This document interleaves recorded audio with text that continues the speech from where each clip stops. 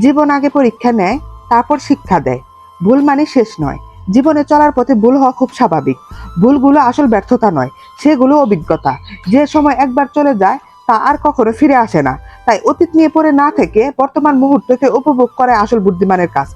কষ্ট চিরস্থায়ী নয়। রাতের অন্ধকার যত গভীর হয়, ভোরের আলো তত কাছাকাছি আসে। জীবনের অন্ধকার সময়গুলো এক সময় কেটে যায়। সুখ ছোট ছোট জিনিসে পাওয়া যায়। বড় কোনো অর্জনের জন্য অপেক্ষা না করে দৈনিক জীবনে ছোট ছোট আনন্দগুলোকে উপভোগ করতে শিখুন। প্রিয়জনের মুখে হাসি ফোটানো বা এক কাপ চা উপভোগ করার মধ্যেও গভীর শান্তি থাকে।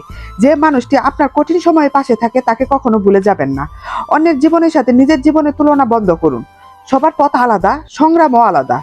আপনার প্রতিযোগিতা শুধু আপনার অতীতের সাথে।